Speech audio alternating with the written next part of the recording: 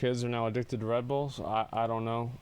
Let's see what we got to look at today. I think this is the main thing that a lot of people have wanted me to watch and get into. And why are you so salty today? Bro, like, I'm not. Like, I'm totally relaxed. Being kind of naive, Twitch is advertised for kids all the time. What's this here? It's not easy to stop kids from getting on the website. I mean, Twitch is advertised for kids. How do you define that? Like, I don't really think Twitch is advertised for children. Like, I really don't think so. Yeah, NFT ads, like gambling, like, it's super easy to stop kids here. Set your parental controls on your phone to home router. I don't know. I'm just saying, like, you have to be 13 to make an account. These guys are chatting shit. Yeah.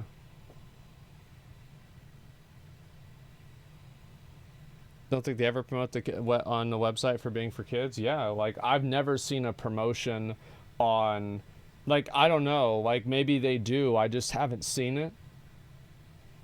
I just think that there are guys out there that just complain about women getting an easy ride on the website.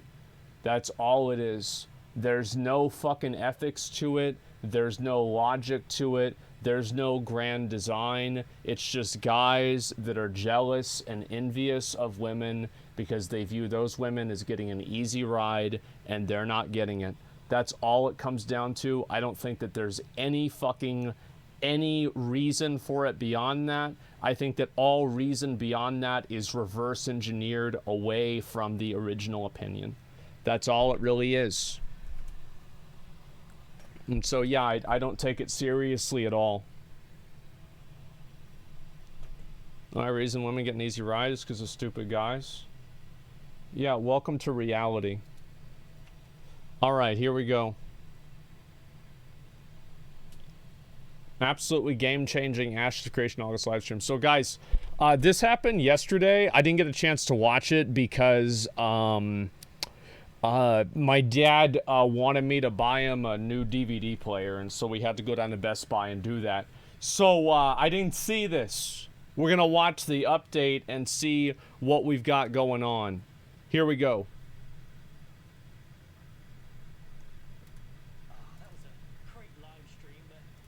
Why is my volume always so low? Give me a second. That was a great live stream, but my copium fuels, they're still quite low. I hope Narc uploads a video soon. I'm sure I can last a whole month before the next live stream, right? Yeah, sure. This will blow your mind. I'm ready.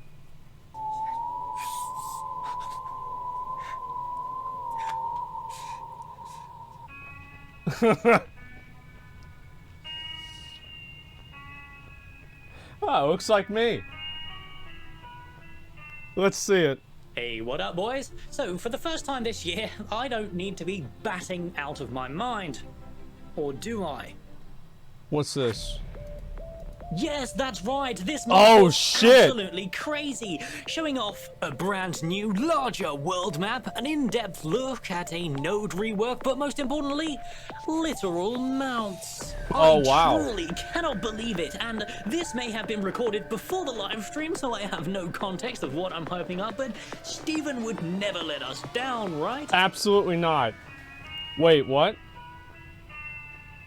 Today, we'll be breaking down the August 2022 live stream, Okay. but before we get into that, me and my patrons would love for you to grab yourself a Coca-Cola, because this month was less gameplay focused and more information heavy. Okay, let's see it. A lot of important systems and mechanics to help us with context for what to expect in Alpha 2. All right. For that reason, I will encourage you, as I always do, to go watch the full live stream VOD at twitch.tv/Ashes of Creation. Now, Yeah, I didn't get a with chance all to that watch bollocks it, out of the way, unfortunately.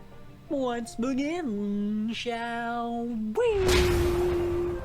I thought it said So stupid the stream update. started off in its usual way, the discussions and reminders. However, the only notable thing to mention out of this was the studio update, where Stephen mentioned that they hit their second milestone for the year, celebrating the achievements. And although Stephen couldn't really express externally what these milestones are, internally, it appears another huge step towards this game's completion is achieved. What That's this huge. could be, we can only speculate. The completion of certain Alpha 2 systems, hitting a certain number of backers, perhaps even an internal Alpha 2 date, but that's just the copium talking. Stephen did also mention something in relation to the talent that they're hiring at Intrepid. Only about 1% of hires actually make it through the screening process, so Stephen is definitely That's definitely a good thing to hear, that they're not just bringing anybody on. And I think that's also one of the good things about Ashes of Creation getting more popular and more people talking about it, is that there's going to be way more people out there that can actually see, like, hey, you know, this is happening. And like, there's game developers out there that might want to do it. You know, it brings more attention to it. They hired 40 people this year. That's a lot. To pick the best devs that would suit this project. In today's age of MMORPGs, there is most definitely a lot of quality talent out there, but because the genre has become so diverse, it's important to make sure the devs being hired are devs who are passionate about Ashes of Creation's vision specifically. Now, let's preface the next segment before we begin, because both the environment and character concepts were lumped together. So today's video is going to be structured slightly differently to previous months. Okay. To start us off, we got some interesting information during this concept art segment, mainly the reveal that Alpha 2 will consist predominantly of forests and deserts. But this still means the general location of Alpha 2 remains a mystery. However, we'll touch on this in a moment. Stephen went on to explain that the purpose of this— I hope that they've, like, in my opinion, I think they should not release Alpha 2, because Alpha 2 is going to be non-NDA. That's what they've said in the past, and I think that's still the case. And the next time that people see the game, it's better to hold it off longer than to show something that will not be received very well. Because you can preface it and say, like, hey, this is in testing, and you can even have the big words right here in the middle of the screen, testing. And people will be like, man, this game's gonna suck. Wow, I can't believe this. This doesn't look ready at all. Oh my god. This is what people have been supporting? Holy shit, I'm out. That's just what people do. Discussion was to highlight the levels of density they're looking to make the zones in Alpha 2. This should be looked at in the context of resource spawners as well, and that's something I found super interesting. Forests and desert zones do tend to be the most boring within an MMORPG for obvious reasons. However, from what we've seen so far, they're putting significant effort into the density of the biomes. But I digress, I'm already going on tangents here, and there's a lot of concept to cover this month. Before I continue, I just want to say there was a lot of content packed into this live stream, and because of that, you can all look forward to 30 days of baseless speculation. So why not subscribe? 30 days of that's content. a rather useless thing for me to ask, because my views from non-subs are abnormally low. But hey, I guess my videos are just that good, right? Or maybe the mighty algorithm just hates my bulge. But we know what we say to that, don't we, boys?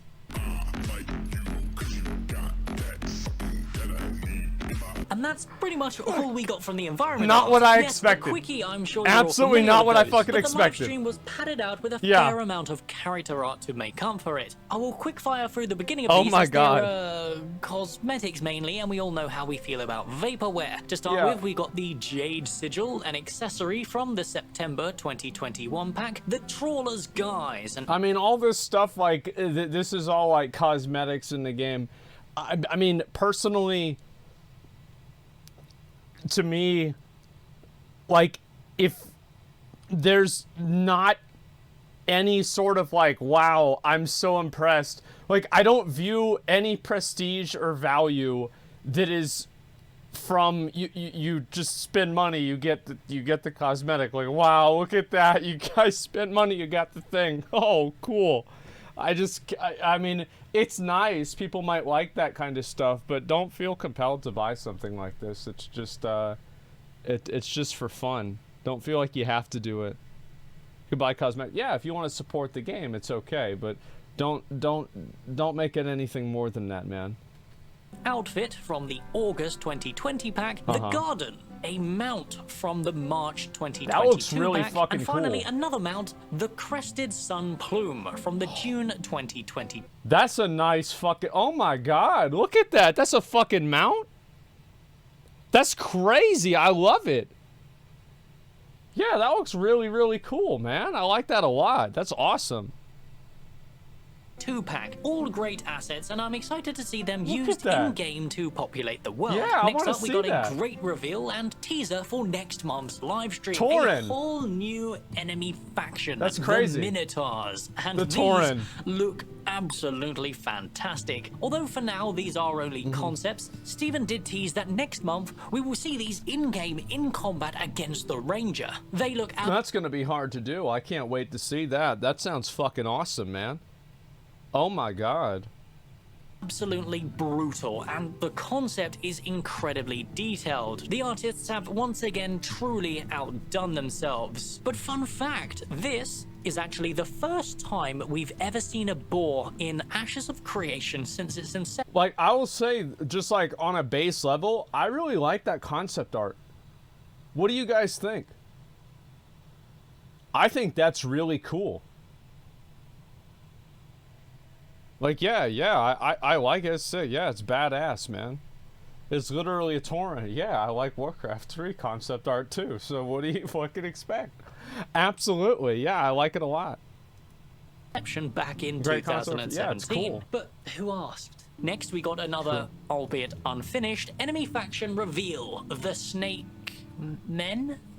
Steven said these will be populating a dungeon and will come in many forms. A rattlesnake, a black mamba, and I'm really excited to see their finished animated models sometime in the future. Yeah, that's cool. AKA never. But it only gets better from here, my friends. What We the also got another world boss reveal. The Cyclops with its fully textured model Oh, and wow. with a scale. For context, Steven described this as a wandering foe. So expect this to act as a sort of fell. Oh, look, that's a I didn't even notice him. That's a fucking person right there. That's a big motherfucker. Holy shit, that's a big boy. Wow. I like the look of that. Yeah, you better fucking one shot. Yeah. Like if he hits you with that tree trunk, like I think that like what is the aesthetic of a Cyclops, right? Like they're big, they're slow, they're stupid. You know what I mean? And like I think it would be cool that like if there was a way that you could like blind them, you know, like in the Odyssey with what was his name, Polyphemus. That was the Cyclops name, and they blind him. And like if you had some sort of ability to do that, that would like give you an advantage on a world boss, I think that would be cool. Now I don't know how to make that happen without it being something that's like just super fucking unbalanced. Or like you feel like you have to have it, but something like that would be really cool. Like you can actually affect the way that, yeah, like a smoke bomb, something like that. Reaver for the Riverlands biome. Super interesting, and I cannot wait to zoom in on its crotch when it's dead. Wait, of course. What? Next, Everybody's they showed gonna off the do that. rootling, but who asked? The major. Oh my god.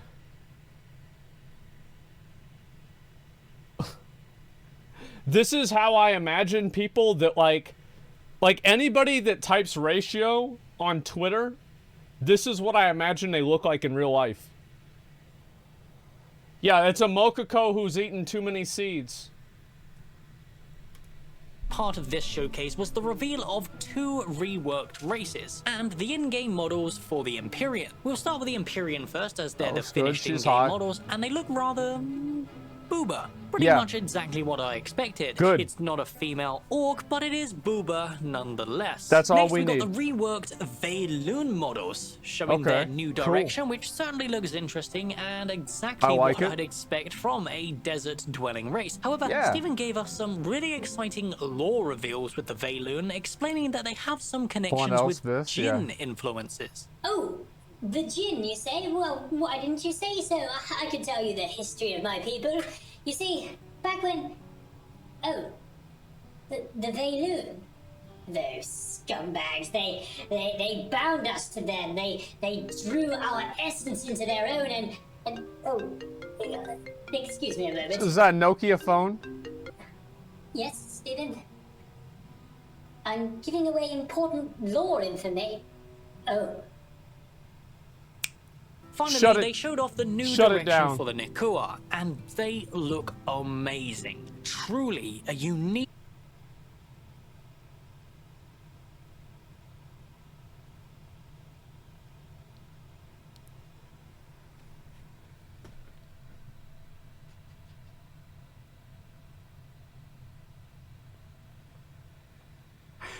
Especially the middle one. Like, I saw this on Twitter. I didn't even know if it was like a legit thing. Especially the middle one. Like, let's be honest. Oh my god, yeah, SFAD tweeted about it. Oh my god. Playable SFAD, I'm sold. Look at that. That's incredible. Asmongold, yeah, variant that we've never really seen before, and I'm really looking forward to seeing how their full in-game models turn out. They give me a very the graphics in this game look good. It's realistic. The lore involving this race is also probably going to be super exciting. And then they showed off a beetle, but who asked? And as usual, I think that looked really just one nerd, desperate for a good MMO, and my opinions mean nothing without... Only joking, that was just the precursor for the real part of the stream, oh, shit. boys. Okay. Holy smokes, we got some incredible reveals. Oh my god. They were just beating us with all that dog shit at the start of the stream, so... Yeah? Strap yourselves in, boys. We're only just getting started. Fuck yeah, let's see it. Game-changing reveals. Oh my god. We'll start off with the world map reveal, as this was an insanely unexpected one that came with a bump reveal. So that's the map right there. Okay. So we've got Eastern Kingdoms, Kalimdor, that's the Broken Isles, Northrend, Pandaria, what's that? Oh, that's Australia. And that's Upside Down Africa over there, and I think that's where the goblins start. And that's Loch Modan. Yeah, okay. Yeah, I get it. This works. Yeah, I mean, I know how this works. It's fine.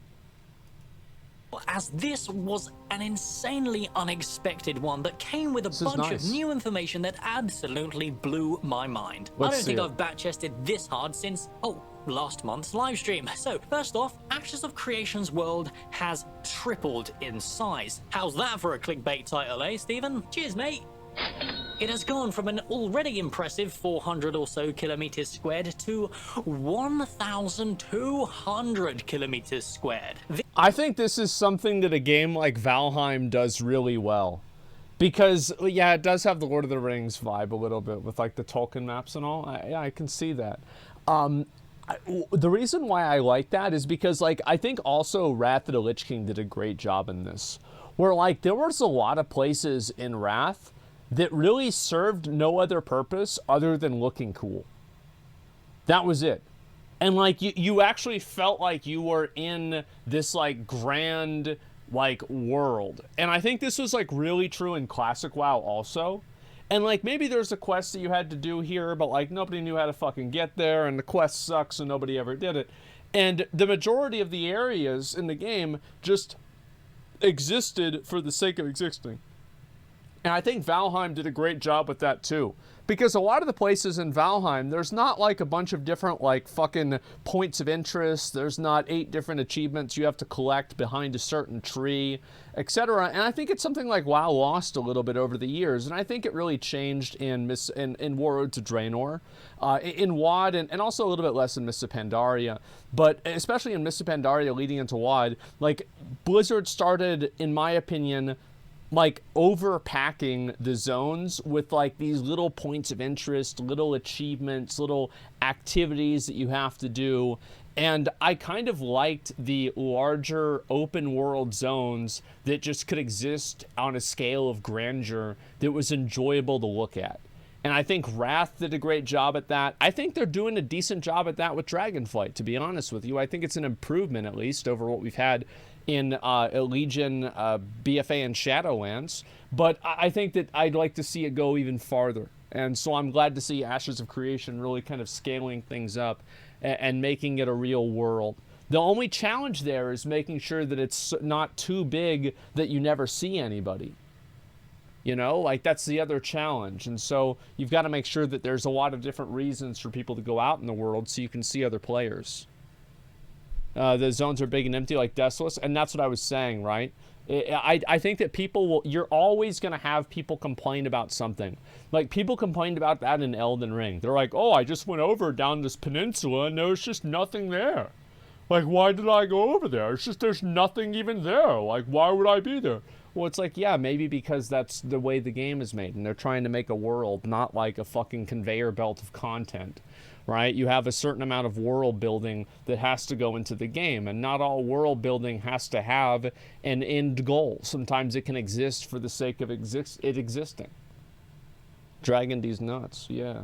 I can't wait. This is with a ratio of 700 kilometers being used for water and Okay. roughly 400 kilometers being used for landmass, meaning the original landmass has been doubled and the ocean itself has been over tripled. Truly an ambitious change on top of an already ambitious project. As you can see, the new map and the old map are being spliced together here, and I'm excited to discuss this with you specifically in the next video, as Stephen gave away a lot of interesting information about travel time and node sizes. Yeah. Whilst we're on the topic of nodes, we also got... That's another thing, is like, I am a relatively big advocate that you should be able to move around the map without a tremendous amount of friction. I think that New World tried the strategy of like, oh, well, we don't want people to move around the map all the time. We want people, you know, where you are to matter. And I feel like a lot of those things, it's like another example of where, you know, gameplay dies at the hands of ideals. And I think that's kind of one thing I do worry about. Because, like, let's say you want to go play the game and, you know, all your friends are over here, you're over here. Like, how much time is it going to take to get from point A to point B?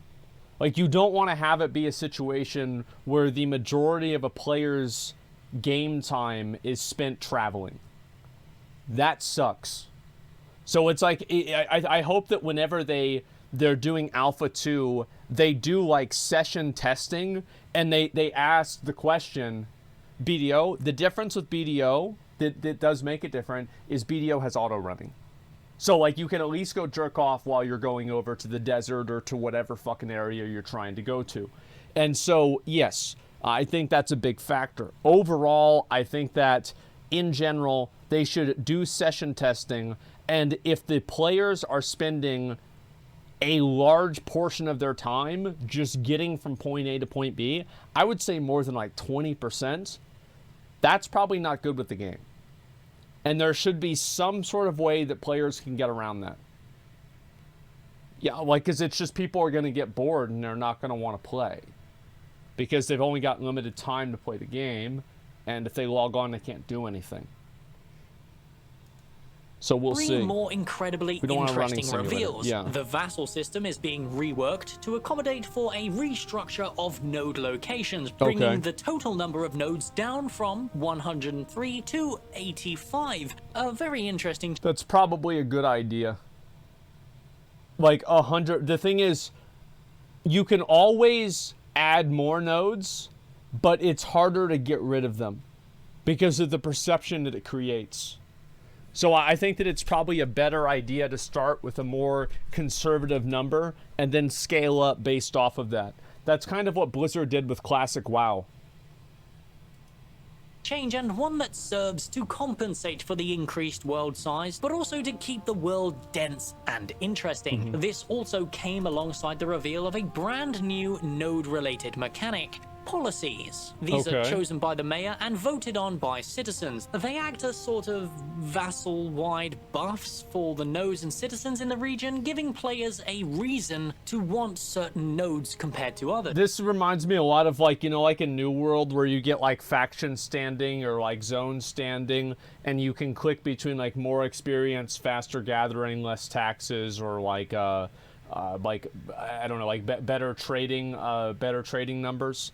Like, that's kind of what this is. I thought that was a good system in New World. I'm glad they're doing it in this game too. This also helps to territory synergize and standing, yeah, I reward thought this was keeping good. nodes well maintained. Policies are unlocked as bosses are killed, quests are completed, and it's all governed by a happiness system, which again, I will elaborate on this in detail in a future video. To finish Right. up the reveals for the nodes this month, we also got an in-depth explanation of the caravansary and caravan. Somebody said that you said that the mayor, parentheses, can't take or use taxes for themselves at all. Was that a challenge? Was Steven challenging me? He honestly thinks that I can't. He thinks that I won't be able to find a way around that. All right. We'll see about that. Yeah, we're gonna see about that. All right.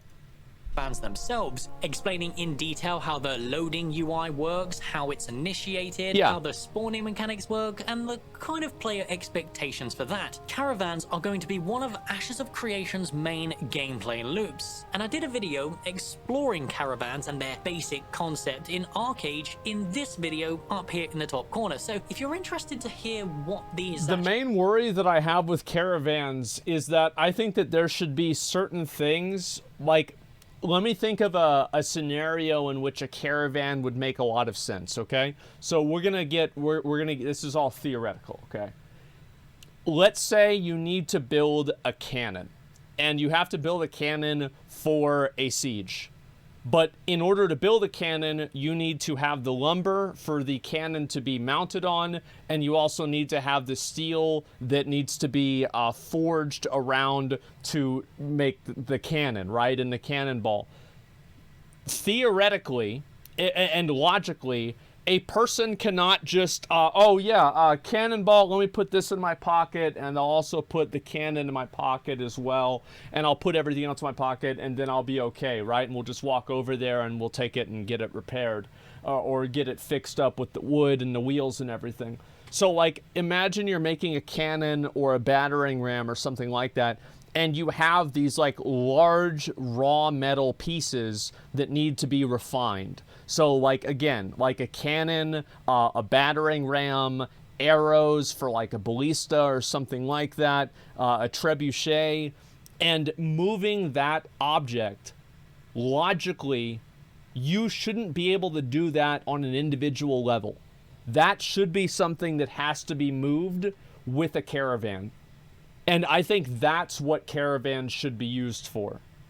I don't think it's, like, super cool that you just have to use a caravan to move materials on a base level. I think that's boring and it doesn't really matter. And I don't think people will opt to do that. If it's a big issue, they'll probably just have themselves and 3 or 4 other people help them carry materials across. Why would that happen? Why would that be the case? It's very simple. It's just that the odds are caravans will be easier targets than individual players, and there will be less risk of attacking them in terms of, like, your standing, etc.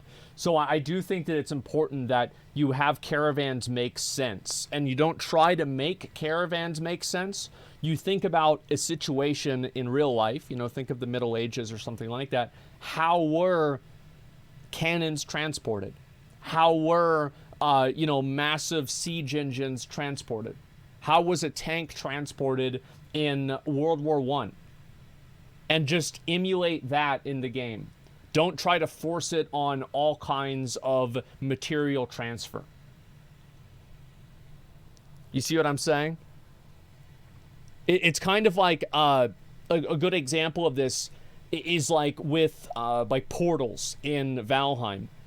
Like, you can't bring ore or the eggs from Moder through the portals. But if you're usually, like, what did you guys do in Valheim? Because, like, in order to summon Moder, what I did is I took a cart and I put all the eggs in the cart, and then I pulled the cart up to where it spawned. I think that's what most people probably would do. And then in the process of that, or leading up to that, I got the eggs from another mountaintop that the spawn was not at, and I sailed them across the ocean in my ship. So, like, that, I think, is such a really, really elegant way of making things like that matter and having them make sense. Because, like, you're carrying a giant fucking dragon egg. Logically, you shouldn't be able to just put that in your pocket.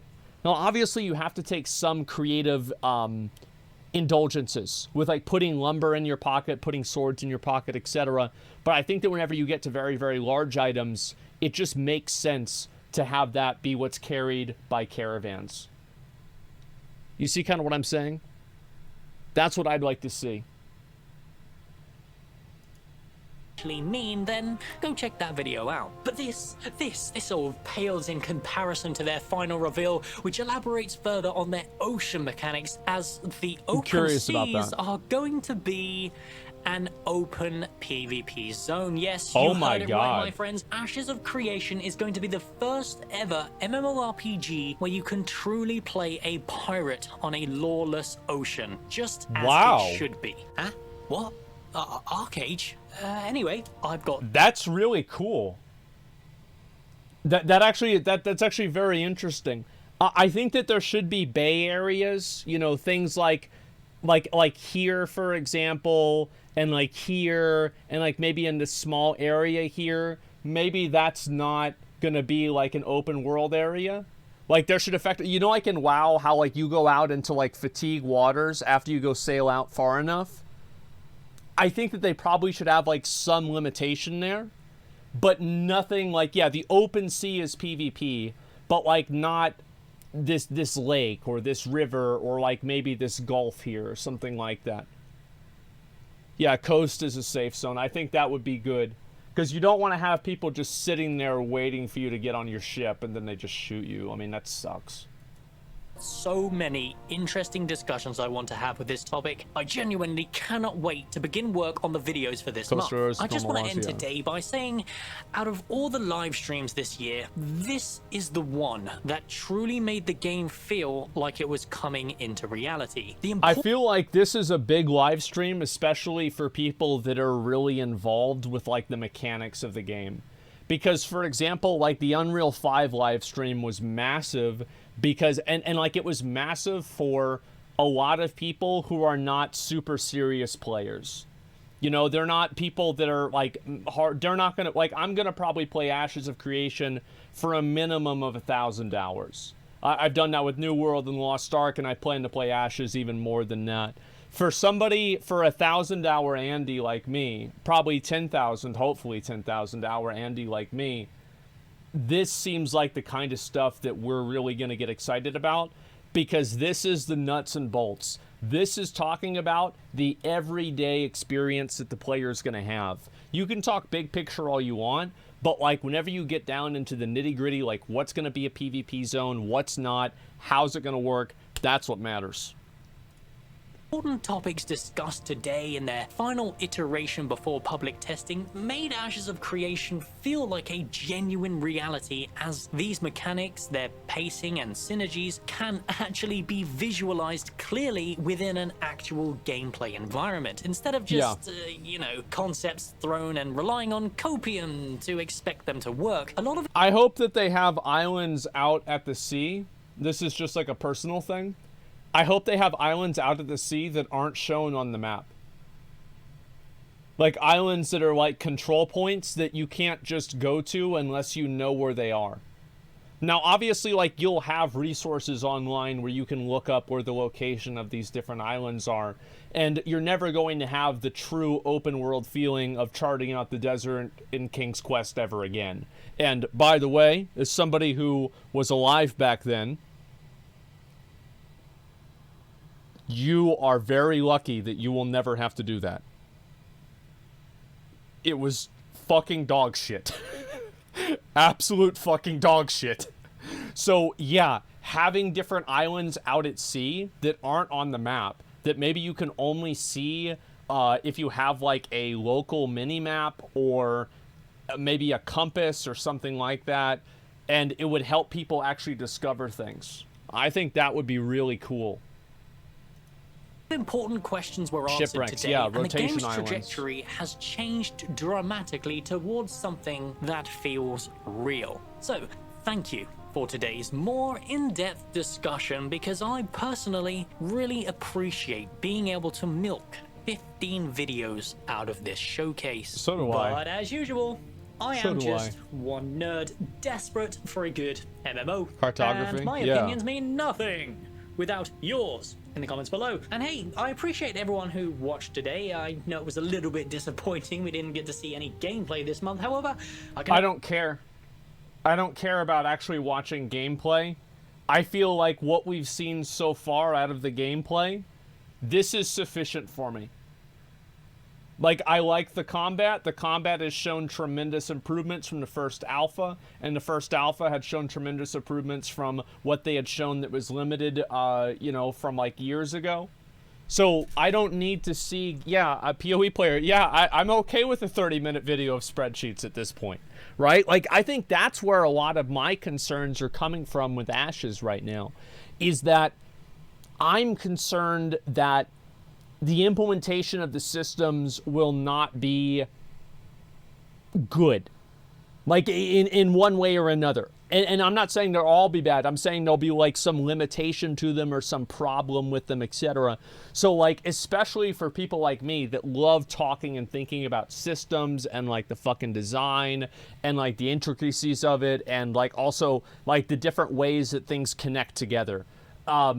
That this stuff is really interesting for me. I love this. Will you do trust Steven will fix it? Well, you have to. You have to like, and also like you have to trust that they will fix it, but you also have to be realistic and know that Steven is not a wizard. He does not know what people are going to do with certain systems and how they're going to evolve. So there are going to be things that in their vision, they had imagined players doing it one way, but then players do something else. Or they don't like it, or they don't enjoy the system. This happens with every game all the time. So you do need to have that player feedback, even if you do have a tremendous level of insight. It's a symbiotic relationship. Assure you, my channel will keep your copium topped up throughout the month in anticipation for Ashes of Creation's class kit reveal next month. So, why not Yeah, I subscribe really wanna and see that. join our little copium community in the Discord? I will link that for you down in the description below. But no, it's obvious this isn't going anywhere. Pantheon is the only MMO that's making progress. And to that I say, listen, kid. Pick any 5 minutes from this stream, and that's more progress than Pantheon has made in the last 8 years. If you think Ashes of Creation can't go 1 month without showing a little bit of gameplay, then Jopper called he has some NFTs on sale because you're high on copium. Here's how I see it. I think that Opium. the fact is that I've watched the gameplay of that map. Wait, what? That map was made with Incarnate. Love it. Wait, what?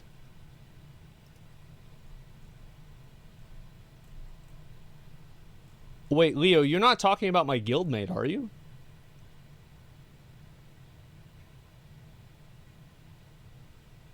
Incarnate's a map editor, so oh my god. Bro, I had a friend, like, I played with this guy for like 10 years. His name was Incarnate. And like, holy shit, I was like, wait, what the fuck? Okay, never mind.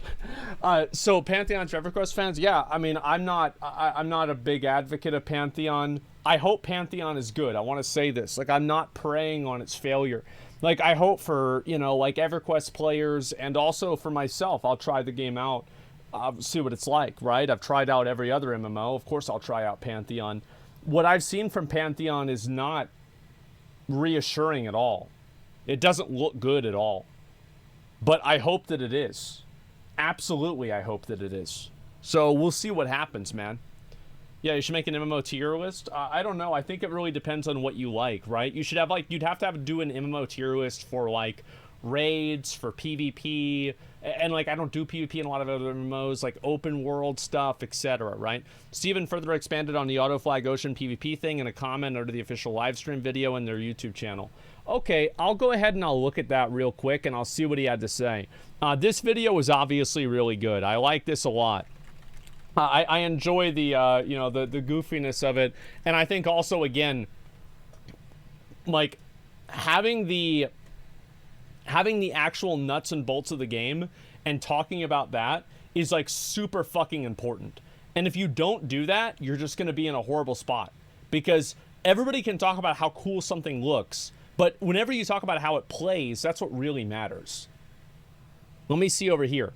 Okay, so Ashes of Creation. All right, let's see if I can find this. This was the update. Development map. Is this it? I'm assuming this is it. Let's see here. Okay, let me go ahead and I'm going to read this. This is Steven's comment following up on the ocean flagging. Live stream was a bit longer than expected. I wanted to make sure everyone to comment their thoughts here on the YouTube as well as our forums, what was discussed. I'm sure it sounded like a broken record, but the feedback's very important. Lastly, I want to point out that while the open seas will be open PvP zones, there will still be alternate methods of traveling between the two continents, including flight paths between coastal nodes, airships between metropolises, and AI scientific nodes that have teleportation options. Okay? That makes sense. Additionally, there will be healthy amounts of sea content within the coastlines of the continents that does not fall into the open sea area. It's important that that the open seas represent the rewards and opportunity that cross-continental trade provides, but also the riches that treasure seas have. So wait a second. So he already preemptively just is going to do what I thought he should do. Okay. Great. That's all right. Thank God. Thank fucking God. Well, yeah, it's a good sign. That's the thing. Is like, I actually have a lot of faith whenever a developer does something ahead of time, expecting what's going to happen and how people are going to react, because that's one of the most important things. And so I'm very, very, very glad to see that. And actually, competent developer. Yeah, exactly. I was gonna watch this too. It's about the Throne and Liberty game, and after that, I'll watch probably the Actman video. Give me 1 second. I've got to use the bathroom. You already talked 10 minutes straight there. I mean, I like like I get so involved with like the intricacies, you know? Like I'm really about that.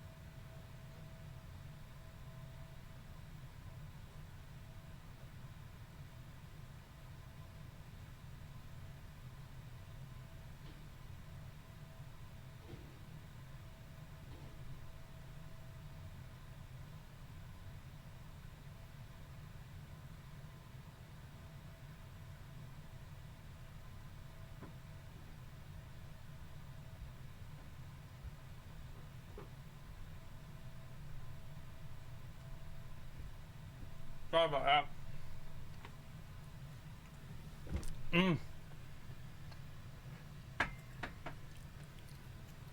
And wash his hand. No, I got a cookie. Did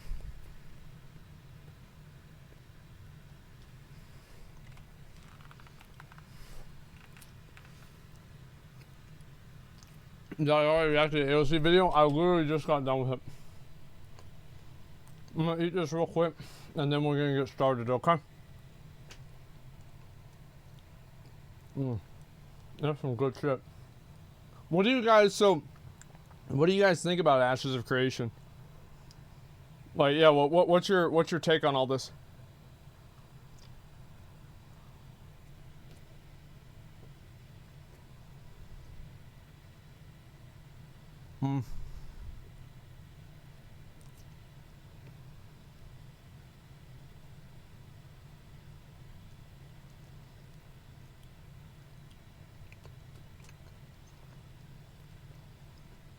Okay.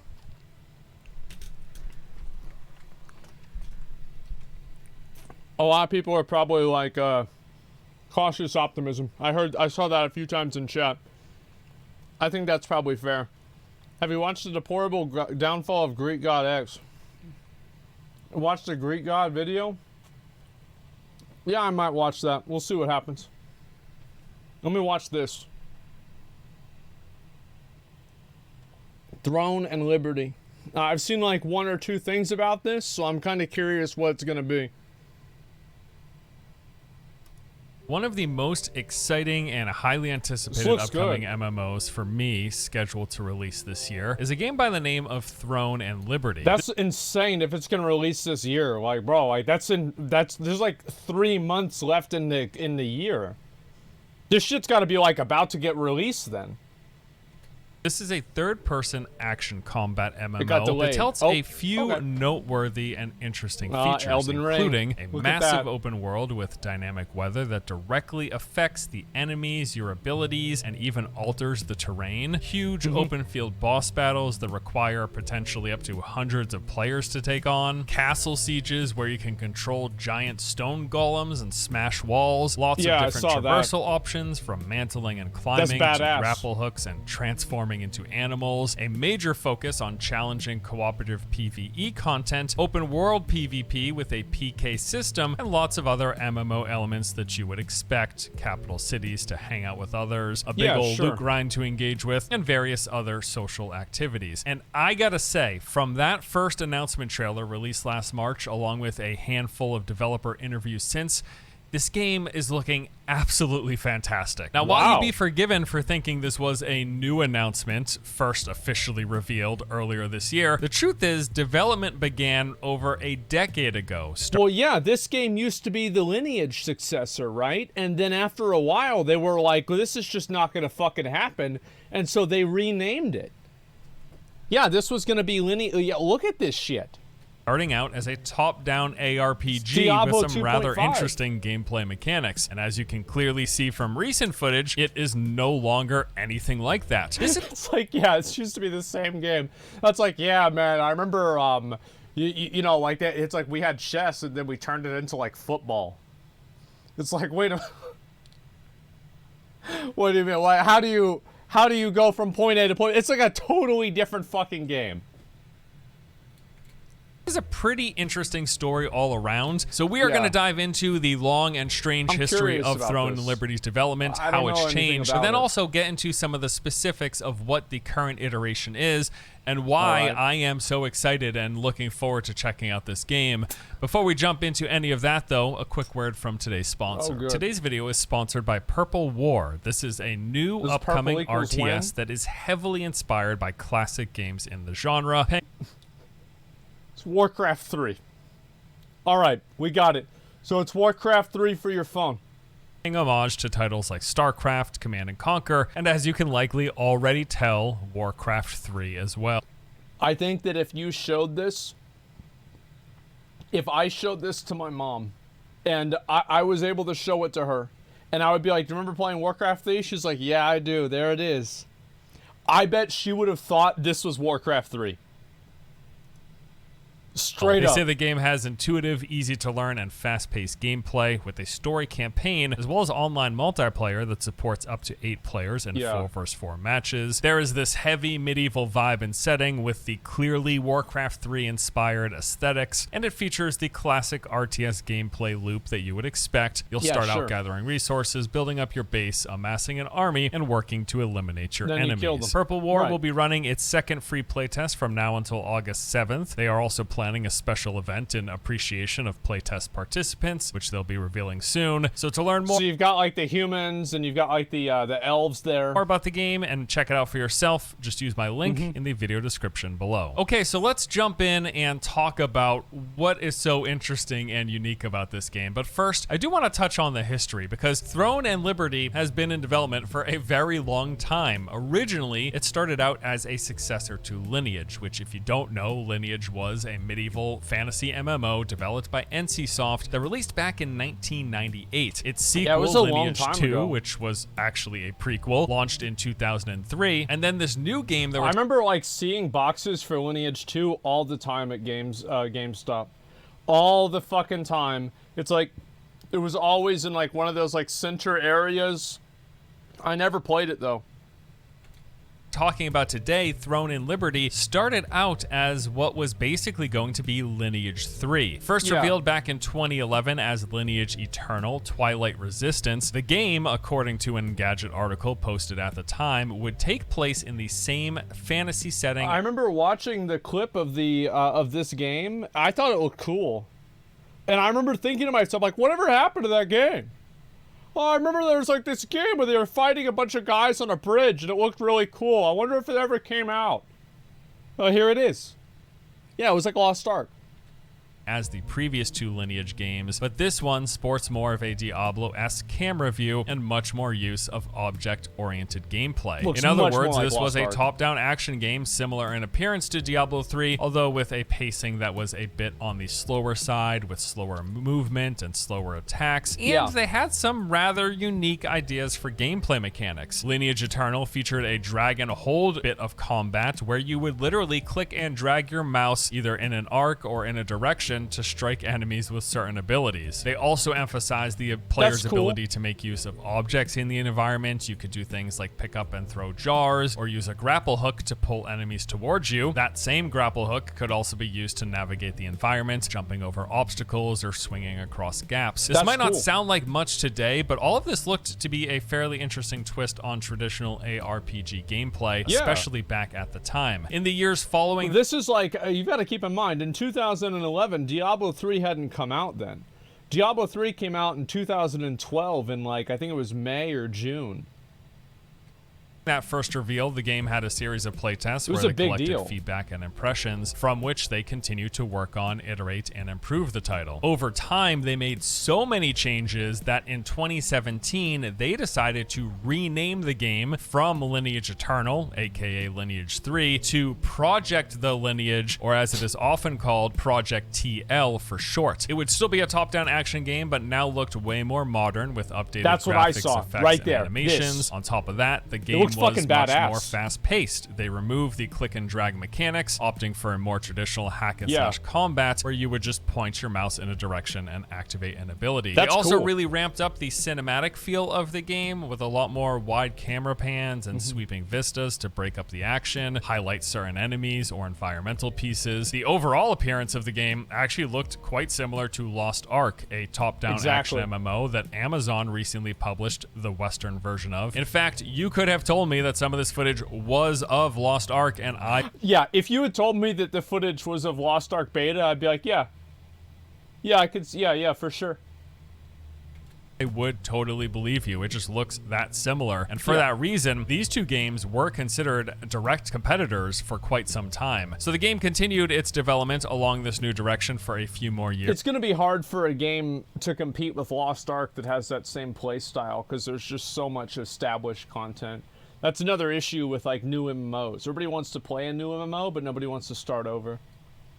getting the occasional gameplay and cinematic trailer. But then everything changed in 2019 and things went completely dark. The company held off on showing or talking about anything pertaining to the game. There was just no new updates. That was until a few months ago when in March we were introduced to Throne and Liberty, the latest iteration of what was once Lineage Eternal. As you can see with the new naming, they've completely removed any Lineage branding. That's probably a good idea, because like a lot of times people have like yes, you're going to capitalize on nostalgic boomers, but you're also going to potentially alienate new people that didn't play those old MMOs, and they think to themselves, oh, is that like one of those old games, right?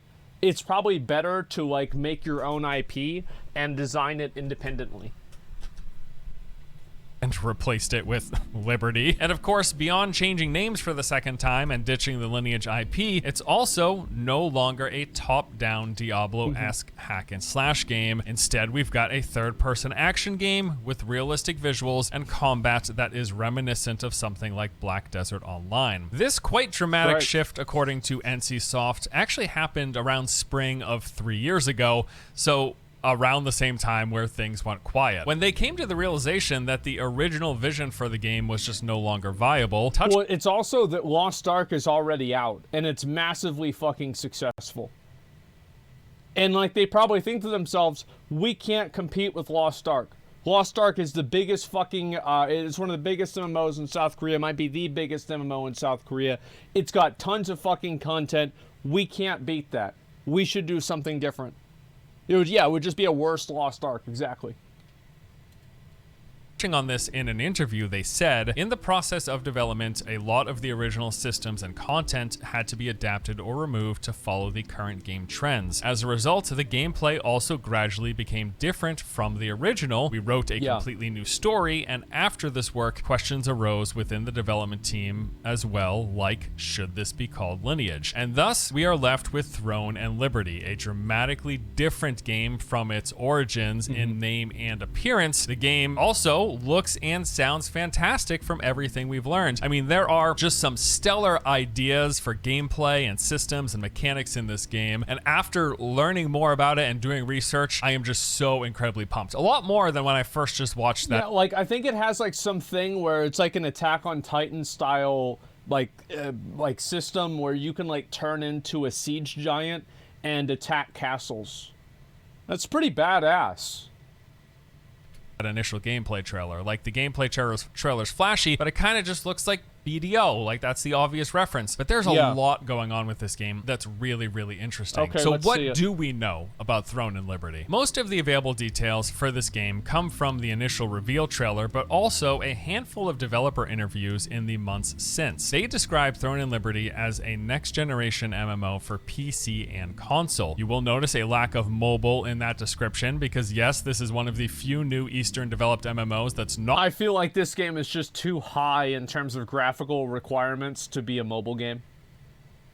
Like, it's too high. Like, it just can't happen. Not also coming to phone, so kudos there. The developer has said that I'm not of the mindset that a game being on a phone is fundamentally bad, and I also don't think that more complexity makes a better game. I think that a game being available on the phone, it didn't hurt Fortnite from being one of the best games ever. It didn't hurt Minecraft either. So I'm not of the mindset of that, but I also don't think that it needs to be on phone. When work began on Throne and Liberty, those 3 or so years ago, they set out with the goal of rethinking what values and features a next-gen MMO should have. They wanted to build an engaging world that players can immerse themselves in, while offering many different kinds of experiences and content that would cater to a wide range of players. What sort of content will that include? Well, for starters, we know that Throne and Liberty will be primarily focused on offering challenging cooperative PvE. The developer said that while many existing NCSoft games focus on player competition, and that can be fun. Quote, the reality, however, is that many more players are more interested in overcoming well-designed challenges than competing. So, in making Throne and Liberty, we try to put in a lot of this challenging content. Yeah, I think that's a smart thing. The reality is that, like, a lot of people that play PvP games are probably not going to do a lot of MMO stuff because they're focused on being competitive in a game. You know, they want to be very good at League, they want to be very good at Valorant, or, you know, another one of the actual competitive games. And so the people that you end up getting that are like these super hardcore MMO PvPers oftentimes are like these weird fucking like school bully type people that just want to fuck over everybody else and like ruin their fun. And so if you make a game like that, it just creates a cycle of people being repeatedly alienated from the content. And also, like, PvP content is harder to get into because it's just simply harder in general. So yeah, I mean, that's why. I think it's smart for them to focus on PvE content. But PvP should be a big focus too, it's just that PvE should be bigger. I don't think that PvP doesn't matter at all. Went on to say that this can be seen most clearly in the game's boss fights, which can only be overcome by groups of players who fully understand the mechanics of their characters, the mechanics of the boss, and are able to execute on all of this properly. To be clear, although they've said that PvE will be a main focus, you can be sure that PvP is in the game as well. In fact, we even know that there will be a PK system. In another interview, they mentioned having a PK system where killing other players hits you with this accumulating debuff called Evil Deeds. However, if you PK during the nighttime, you will not receive this debuff, presumably because no one can see what it is that you're doing and to That's an interesting idea. Yeah, I've never heard of that before. That's a very interesting idea. You're doing it. So at the very least, this seems to confirm that open world PvP in some capacity will be a thing. In that same interview, they also touch on the fact that the game will support both small scale one-on-one fights where you have to skillfully and carefully engage with enemies between attacks, counters, and defensive skills, but will also have a lot of large scale group battles where it is best for people to stick and work together. And that exactly. I think that's important because, again, it's kind of what I was talking about before about like what is an MMO. Where I think a lot of people want a shared world that they can play in and exist around other players, but they don't necessarily want to have to be, you know, mandatorily playing with these people all the time. So it sounds weird and like almost counterintuitive that you want a lot of like good solo challenges in MMOs, but I think that's what a lot of people come to appreciate. And like the group content matters too, but having good solo challenges also really matters. A lack of getting a PK debuff in the evening at nighttime when the sun's down, that also leads us into this game's next major feature. Okay, in what's Throne that? and Liberty, weather and time of day have huge gameplay implications. You could spend hours and hours farming in the same area, but things would continuously evolve based on a lot of parameters. Say you're out grinding monsters and then the wind starts picking up. This will have an actual effect on things like projectiles, reducing the range of bow attacks, for example. If the weather's good and the sun is out, your lightning spells may only hit a single target. However, if it starts raining, that same lightning skill all of a sudden will start doing area of effect damage, hitting multiple targets. I worry about the implementation of something like that. It's one of those things that, like, whenever you have a group of guys talking and, like, thinking about the interactions that you could have, like, oh, so, yeah, bro, so, like, fucking, like, imagine, like, if you shoot, like, a fucking lightning bolt, man, but, like, so it's raining and there's, like, conductivity through the water. It's like, you know, you throw a toaster in a bathtub and you're dead, right? So, like, imagine that, but, like, you shoot a lightning bolt and then, like, it hits 5 other dudes. And then the other guy's like, oh, my God, bro, that's so badass. And then maybe have it like do more damage or like do like an AoE pulse effect around them. It's like, oh yeah, bro, that's so good. And like you get together and you start talking about how cool this stuff would be. But the reality is like, it's a lot different than that. It's not necessarily as exciting as you might imagine. And it's like people are waiting until there's some sort of weather effect or it becomes contrived or annoying.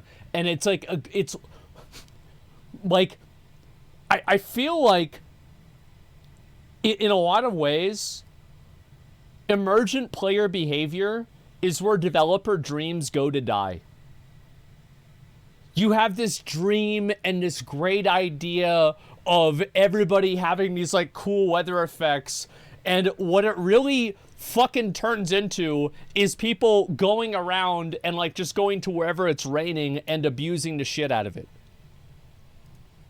Time of day will have an effect on which NPCs populate an area. There will be some creatures that only come out at night or only during big storms. And weather will impact the environment. They said, for example, that normally in siege warfare, this game's large-scale PvP, there will be several ways to infiltrate a castle, including the castle's underground sewer system. However, during a rainstorm, these areas can fill with water and become inaccessible, forcing you to find an alternate route. Similarly, changes in weather can open up or restrict access to dungeons or various parts of a zone. I could see that being annoying.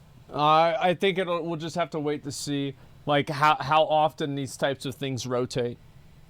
Bosses are also influenced by the weather. Some bosses may get stronger when it rains or weaker when the sun's out, and the weather changes what loot the boss drops. So there might be a staff that only drops from a boss during a lightning storm, which means you will want to wait to fight that boss until the proper weather conditions arise. What's more, I think that's like, again, they should do the beta with this. They should try it out. They should even release the game maybe with this. But if it sucks, they should just get rid of it.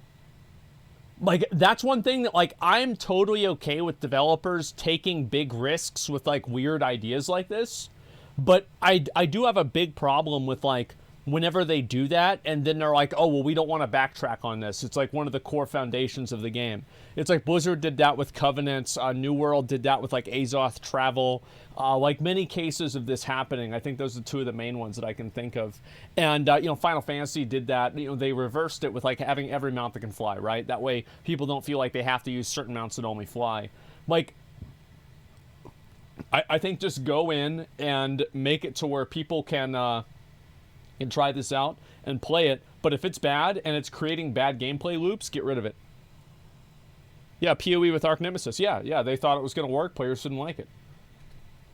Though, is that players will have the ability to directly affect this weather and the time of day. If certain conditions are met, you will be able to trigger a solar eclipse, blocking out the sun, or call in a storm. This will be a high-level ability, likely with a very long cooldown, That's and not actually something cool. that everyone has access to all of the time. But as you can imagine from Yeah, the that's implications really that the cool. weather and time of day have, this is a very powerful tool. And I have to remind you that this is an MMO, so the idea of changing the weather or the time of day for everyone else around you in an MMO, it's a pretty cool concept. To quote, It does sound badass. Like, straight up, it sounds fucking awesome if you can do that perma eclipse. Well, the odds are it probably will only be active at certain periods of time, and you can only do it in certain ways. But yeah, it's like, again, whenever I think of it, like any mechanic in a video game, I always reverse engineer it immediately and think, how can this be abused? How can somebody take this and fucking just turn it into some bullshit? Seems griefable. the developer Yeah, exactly. on this particular aspect of the game, they said the area, the environment, and the player, these three factors influence each other, and we try very hard to keep the experience varied even in the same areas. All around, this is a very interesting and cool sounding system. Now let's go ahead and move on to talk a bit about the world and the traversal systems. Okay. Throne in Liberty is said to have a large, seamless open world to explore, as many MMOs do. However, they've mentioned that unlike a lot of modern day games in the genre, they hope to keep players immersed in the environment by less reliance on systems that reduce the sense of scale, specifically fast travel. Instead, they wanted to focus on traversal systems that you engage with directly. Our characters will have the ability to traverse the environment with things like a mantle or climbing of most objects that you see around you. Instead of having to walk around every low wall or every barrel that you see, you can hop over or climb onto it. Or I think one of the reasons why, like, traveling, so, like, if you compare that to BDO, like, one of the reasons why traveling in BDO was not absolute garbage, and I do think that it is still kind of garbage, is that you can auto run. Like, that's why it's okay, is because, like, you don't have to be actively moving your character every second of the way. So like if they have auto run and it doesn't take that long, it's not going to be a big deal. But I am an advocate for fast travel. I think that a lot of times, like, people think that they don't want travel in a game. It's like honeymoon phase stuff, right? So like at the beginning of the game, oh well, everybody's okay with not fast traveling. But then like after you kind of get you've played the game enough, you understand what's going on, running from point A to point B becomes very annoying. And so again, I hope that any of these ideals are not something that they're willing to handicap the game over. Having to look for one specific pathway to access a location, you will have many means of exploring the environment instead of single paths. We will also have a grapple hook. This can be used to pull ourselves up to higher terrain or specific locations. And rather than a traditional mount system, the game has us transforming into animals. They've showcased a few examples, such as large cats for land travel, dolphins for water, and birds for flight. This more grounded focus on transportation, the developer has said. I do think that they should also just have mounts. Because it's like I don't know, I like collecting mounts in games, right? And so like I think it'd be cool if they had mounts too. I don't think that these two things need to be mutually exclusive. Is something they want to use to keep players connected to the world and the play space. So it seems that no matter what class you play in Throne of Liberty, you're also going to be playing as a druid. Some people are going to be put off by that, but personally, I kind of like that feature. Yeah. In general, they've really emphasized the sense of freedom of exploration here, saying that between your character's abilities to mantle, climb, and grapple, as well as the animal transformations, combining all of these things open up a lot of problem solving to access inaccessible areas. They referenced how, for example, there might be no easy way to directly get into a fortress that has massive walls around it. But if you climb to a high enough height in the surrounding area and then swap into your bird form, which will function like a glide, that you could then soar over the wall and into the fortress. In fact, the ability to affect the weather that players have comes into play here as well, because some players will be able to even change the direction of the wind, and this in turn can be used to glide even further and access more difficult to reach areas. Another big... I feel like having something like it's some like massive fucking, like, imagine like a staff that's like some super powerful legendary artifact weapon that you can use as like a key to change some sort of like weather control device or something like that, or you can cast a spell with it. That sounds really cool, but I just worry that these things will not be balanced properly.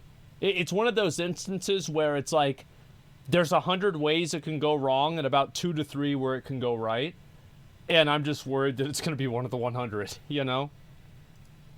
Aspect of Throne of Liberty is going to be its storytelling, they said, with lots of interactions and dialogue with NPCs, with cutscenes, but also just telling a story in the background as you play. They said, in order for the story and worldview to be explained naturally in the game, various gameplay tools and directional techniques found primarily in adventure games were used. So we can expect this to be stuff like NPC chatter in the background as you walk through town, telling a bit of the local narrative, or coming across lore events and relevant locations out in the world as you're exploring, all of which help build up the narrative of the world that you're playing in. Now, outside of the information in developer interviews, we could also get some details out of the gameplay trailer as well. For example, we see plenty of examples of the game's action combat, and at a glance, yes, it does look quite similar to what we see as an action combat system in Black Desert Online. Although it is hard to be certain just from the trailer, in one of the interviews, they have talked about having a direct targeting system. I am not expecting this to be full-on tab targeting per se, a la World of... I really hope that they just go with the mixed system. The mixed system where, like, auto attacks and, like, basic attacks are effectively tab targeted, but actual abilities are aimed. That is, in my opinion, the best way to do it.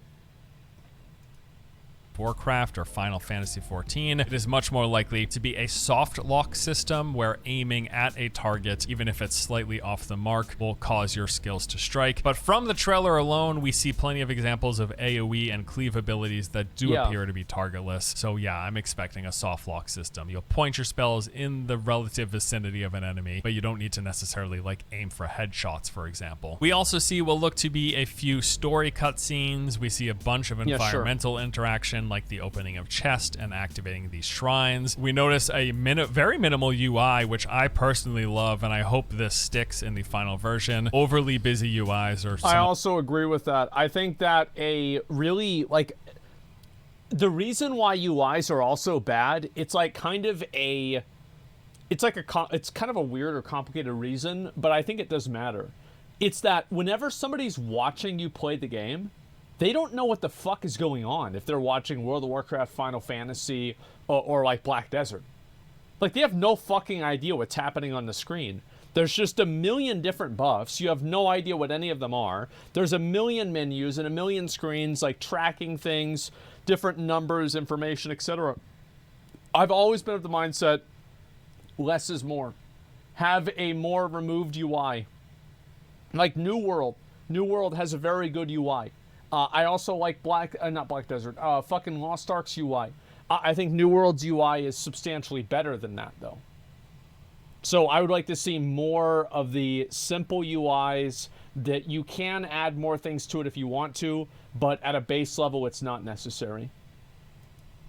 My least Clean favorite and things simple. in many Yes. MMOs. I like the streamlined, simplified UI. And then there's a bunch of large-scale PvE clips with a ton of players taking on these oversized world bosses. I think this is what's gotten most people excited about the game. This stuff just looks so cool. And then they wrap up the trailer with some PvP Castle Siege clips, which I also think look pretty slick. These systems and features and all of this stuff that we've covered that Throne and Liberty has, it all looks really, really cool. I am excited, honestly, and I'm very looking forward to playing the game. Although I don't want to neglect the first part of this video, the fact that the game has been stuck in what is sometimes referred to as development hell. I mean, it's been in production. I feel like they said it might be in development hell, and that's an issue, but if it was going to come out this year, and they probably, like, what did they delay it? Probably like a few months or something like that?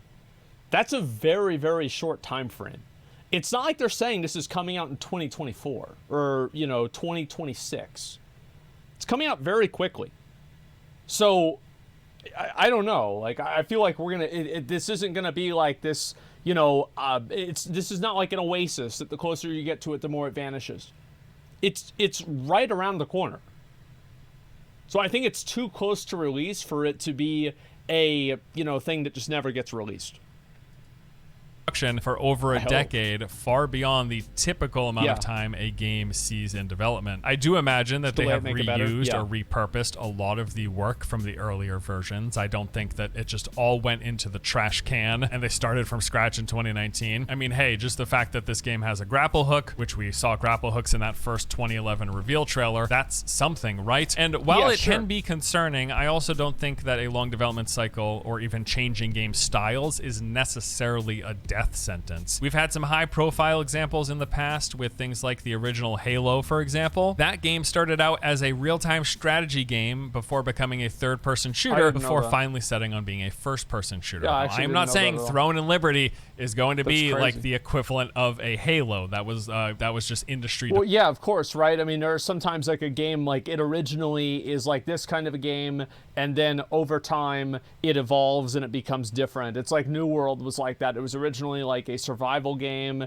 like a PvP survival game, and like now it's like more of like a like sandbox with like some like theme park element MMO without really a lot of like forced PvP. So it changed a lot. Titan to Overwatch, yeah, many games have had this happen. I don't think it's not a death sentence. Defining for console FPS, that game really set the pacing going forward, leading into the modern day. I don't think Throne and Liberty is going to be that. My only point is that I don't think that making dramatic changes during development has to be a death sentence. No. It has to be us writing the game off. Exactly but I do think that spending over 10 years in development could play a role into the game's monetization. Well, it's also it's problematic because that's also one of the reasons why I think that's one of the big reasons why Diablo 3 was not very good. Is that Diablo 3 spent so much time in development that I think that they just had to redo things so often, and it was bad at the end of it. Because I think that that's one of the reasons why it spent so long. And it just made it worse. So I don't know, but like, all right, let's see what he says about monetization. Because like, again, this is just all speculation. They have yet to lay out specifics on this, whether or not the game will have a base box price, have a subscription fee, will it be free? I just wish that you had a game that has, like, in my opinion, just have a fucking game that you buy the game, or you can play a free trial of the game, and if you really like it, you can buy the game, and you have a subscription type model like the Crystalline Aura or a Warcraft sub that either makes you able to do the new content or it makes it much more efficient. Like, really, it doesn't need to be some bullshit. To play. We are not totally sure. We can, however, bet that either way, this game will have microtransactions. Being a Korean MMO from NCSoft, they have a well-established track record for us to reference, and just about every one of their games dip into various buckets of pay for convenience, pay for materials. Yeah, see, that's what I think that's the problem, is, like, I'm totally okay with stuff like, you know, like pay for... you know, a new cosmetic mount or something like that. I mean, I don't really give a fuck that much about it. It's not that big of a deal. I mean, if you're paying a sub, like in WoW, and like you bought the expansion, then it's a big deal. But like if you're just if you're playing a game that's like pay to win, or sorry, it's not pay to win, that's like free to play. Sorry, it's basically the same thing at this point. And maybe you bought a box and that's it. You're not paying a sub relatively all the time. I don't think it's a big deal to have cosmetics being sold. You see what I'm saying? Like, yeah, it's like, but whenever you add in, the problem with like adding in pay for convenience stuff is the moment that you do that, you make it profitable to be inconvenient. And it removes the developer incentive to make the game easier to play, or just more convenient in general. And I think that's a very dangerous path to go down. Pay for cosmetics with stats, so on and so on. I mean, it would be surprising if Throne and Liberty didn't have some combination of these things. So just keep your expectations in check. This will not be a set box price with no cash shop and no subscription fee. Well, you just can't have that, because I mean, you can't have a game that's continuously updated if you can only sell it once. Like, it's not going to happen. That's just not going to happen. Now, NCSoft's CFO did touch on the monetization a few months ago, saying that he understands users' concerns and promises to do his best to avoid the appearance of pay-to-win elements. So they're going to hide it. I like that. Okay, smart guy. Chooses his words very carefully.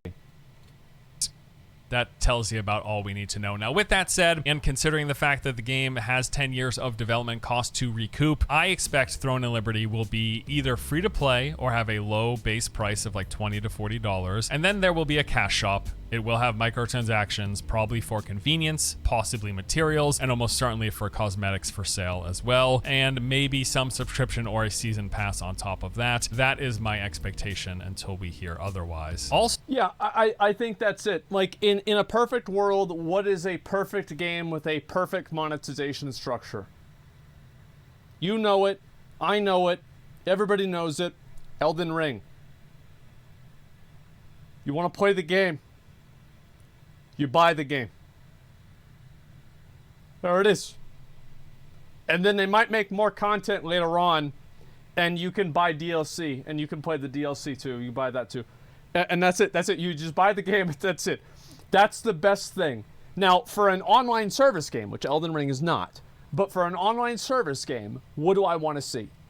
I would vastly prefer something like the Crystalline Aura, or a very heavy trial system like what Final Fantasy has, or some form of a sub that people that actively play the game can engage in to fund the game, that is not maybe 100% mandatory, but it's like 80% mandatory, right? You kind of need it. It's the same thing as like in PoE. Oh, you don't need stash tabs. Yeah, I think so. Well, you don't need hot water either. You can just, you know, go get cold water and put it under a fire with a pot, and you can make it hotter. But yeah, okay, all right.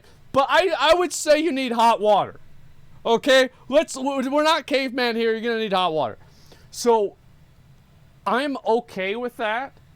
I think that's good. If they have cosmetics on top of that, and they're also asking you for buy for expansions, it's the same as WoW, and it's dog shit. However, the worst thing is whenever you have pay for convenience. And again, it's because it profit incentivizes these people to make the game worse. That's what the problem is, man. I'm very worried about this. Like, you've got that in Tower of Fantasy a little bit. You've got that in Lost Ark. Lost Ark is one of the worst ones for this. Now, the worst kind of pay to win is whenever a person who spends $5,000 is not as powerful as a person who spends $10,000. That's what that's the bad fucking pay to win. It's that a person can just spend more and more money and become more and more powerful. That's what's bad. If you have to spend under $40 of, semi-mandatory microtransactions like PoE stash tabs, cry me a fucking river. I don't care. They have to make money to keep making the game. This is just what's going to happen. However, massive fucking pay to win like Diablo Immortal and to a lesser extent Lost Ark. And the only reason I say it's a lesser extent is because nobody can outgear gravity. However, Lost Ark is absolutely pay to win. I think Diablo Immortal is the worst example, though, that I can use. So of note and worth mentioning here is that they have a second MMO in development called Project E. This game shares the same world and the same continent as Throne and Liberty, but is in a more Korean style and theming, as the E seemingly stands for Eastern. They have called these sister games. I am not sure exactly how all of this will play out. We'll have to keep an eye out, though. I just thought this was an interesting note. Okay, so what is next? Well, as of right now, the game is still scheduled to release in Q4 2022, which will put it sometime in the next 4 to 5 months. Yeah. Although it may seem unlikely given we still don't have a set release day, they reconfirmed a 2022 launch is happening as early as just a few days ago during their latest investor call. So this should be happening. And they also... And to be fair, to be certain on this was delayed. It has been delayed since that announcement just a few days ago from whenever this video was made. All right. Yes, the game has been delayed. Also confirmed that they will be running 1 or 2 stages of testing prior to release. I suspect this will come in the form of maybe one private invite-only test and then a second more open, but likely locked behind pre-orders or something, test to take place just before launch. It's very unfortunate that we're going to probably see a lot more of these early start type things that we saw with Lost Ark, where people get to spend money and they can start the game earlier. I'm not a fan of this. It sucks because, like, I hate this, but if I was making a game, I would do it. Because, like, it's so beneficial. Like, it's a win-win situation for a developer where they win twice. You make a lot of extra money, and on top of that, you get to get a head count, a smaller head count at the beginning of the game, so you have lead time to beef up your servers if you're expecting to have even more players than you had initially predicted. So it gives you lead time for, like, opening up more servers, being able to, like, test things at a smaller scale. There's just a lot of really, really big benefits to that. But I fucking hate it. It sucks, but I would do it.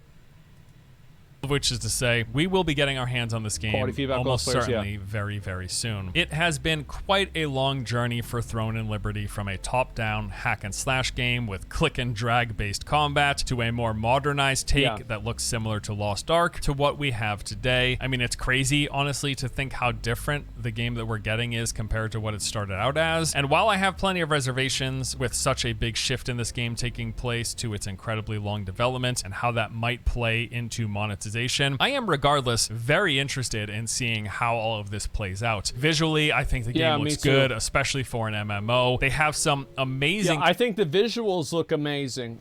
Like, one big thing is, like, I like having a long draw distance. And, like, draw distance is, like, how far you can see into the horizon. I really like that, and I think that it adds so much scope for a video game. I think that's amazing.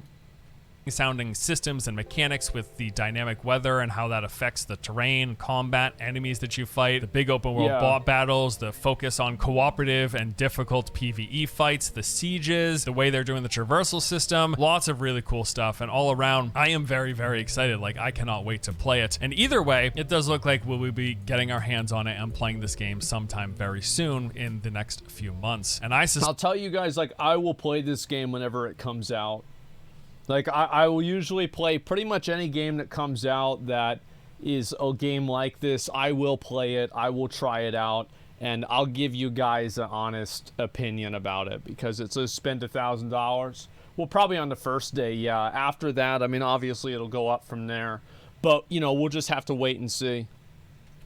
For better or worse, it's going to be quite the event, like with any new MMO launch, and especially one that has some interesting elements to it, as Throne and Liberty does. It's going to be a fun time to jump in with everyone else, check it out, enjoy the good stuff, and rail on the bad stuff, right? As always, it'll be a good time. That is going to do it for today's video, guys. Thank you so much, as usual, for watching. Hope you enjoy the content, and I'll see you next time. Take it easy. Very nice. Very nice. This is a very nice video. I like that. I mean, like, obviously the game looks very... Like, I mean, I see a scene like this. It's like, okay, I want to play this game, right? I mean, like, this is my kind of shit. I mean, 100% this is my kind of shit. This is my kind of game. And so, yeah, I'm excited. I'm glad to see it. Pay to grind. I mean, like, we'll see what happens, man. I'm gonna go ahead and link you guys a video so y'all can watch that. True, but New World did that to us too. Yeah, it did. But I mean, I had fun playing New World at the beginning. I paid $40 for New World, or like 50, however much it was, I don't remember. And I got my money's worth out of New World. Yeah, I mean, what like, I don't need it to, it doesn't need to be a life investment. It was a fun game. I had a good time. Yeah, you love cutting down trees. I did. I was the first person who could cut down red trees on my whole server. And nobody would fucking buy them. Because everybody, like, I was like the server second level 60. And I got my lumber working up to like fucking max because I figured out some, like, basically you could kill the dogs. And I had a hatchet that would do more damage to like the fucking angry earth. So I killed these dogs and I would farm them. And I had like a perfect farming method. I farmed it out and I mapped it out in my head while I was waiting for respawns. I'm like, this is going to take me, you know, 7 hours and 16 minutes. And 7 hours and 16 minutes later, I was cutting down red fucking trees. And I tried to put them up on the auction house. Nobody would buy them. Nobody would fucking buy my red trees. I was furious, man. Yeah, tree wolves, not dogs. Yeah, it's a tree. Well, whatever the fuck. Oh, audacity. They didn't need them. Yeah. Because everybody, like, nobody had their lumber working skill that high. Nobody else needed this. I was so mad. What are they used for? Making, like, a fucking glittering ebony or whatever it is. Like the high tier wood that you use for certain types of crafting. And other stuff, too. But I think those are the main things, man. Same thing happened to me with mining. Yeah, you get the ore chalcum and nobody wants it. I was so fucking mad. We're going to watch Actman's video. It's the other one I wanted to take a look at. I don't know how many of these I'm really going to get to today, but I want to watch this one at least for now, okay? And Actman obviously got demonetized, and I think we're on kind of like a fucking theme here. And let me link this video again in case you guys missed out on it. This is a... I like Force Gaming a lot. I think I could say this. You know, there's like a New World event. It was like a press event. And like we got... Like, he and I asked questions to, like, the developers and shit. And so that's going to come out of embargo, and like we'll be able to talk about that pretty soon. And so, yeah, there's some stuff coming up for that, and so he's a real one, right? And he's doing that. And let's see here. I was going to look.